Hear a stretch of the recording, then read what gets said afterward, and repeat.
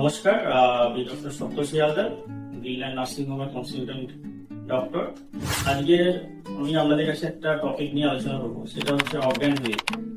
এই টপিকটা নিয়ে আলোচনা করবো একটাই কারণে, একটু আগে একটা পেশেন্ট আপনাদের একটু পরে দেখাবো, যে তাকে আমি ড্রেসিং করলাম। এই পেশেন্টটা প্রায় 4 বছর ধরে অজ্ঞান করছে এবং সে এখানে বিভিন্ন ডাক্তারকে দেখিয়ে আলটিমেটলি কিছুই হচ্ছে না। আমার কাছে যখন দেখলাম তখন আমি ইসিজি করলাম, ইসিজি করে দেখলাম যে তার ব্লকস হয়েছে, তার পেসমেকার বসালাম, এখন পেশেন্টের অজ্ঞান হচ্ছে। তো এই অজ্ঞান যে ব্যাপারটা, সেটা জানা দরকার যে কি কারণে। বিভিন্ন কারণের জন্য হয়।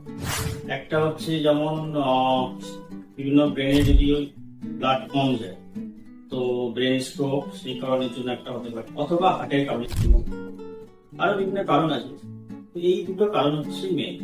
এবং ব্রেনের যে কারণের জন্য অজ্ঞান, সেটাকে আমরা অ্যাকচুয়ালি অজ্ঞান বলি না, সিনকোপ বলি না, সেটাকে আমরা অ্যাকচুয়ালি স্ট্রোক বলি বা টিআইএ বলি।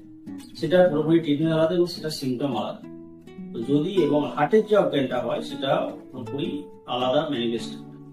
এবং যদি কোনো পেশেন্ট যদি অজ্ঞান হয় বারবার, অবশ্যই ডাক্তারখানা আসবেন, এসে ডাক্তারের পরামর্শ নেবেন, নিয়ে তারপরে ডিসিশন নেবেন যে কি করা দরকার। আজকে যে পেশেন্টটা আমি কথা বলছি, 80 বছরের বয়স হলো, প্রায় 4 বছর ধরে অজ্ঞান হচ্ছে। এবং তার ইসিজি করার পরে যখন ব্লক পেলাম, তার পেসমেকার বসানো হবে, এখন পেশেন্ট পুরোপুরি সুস্থ। তো যখনই অজ্ঞান হবে, তো ইমিডিয়েট ডক্টরের সাজেশন নেবেন এবং নেগলেক্ট না করে ডাক্তাররা যা যা পরামর্শ দেবে সেগুলো ফলো করবেন।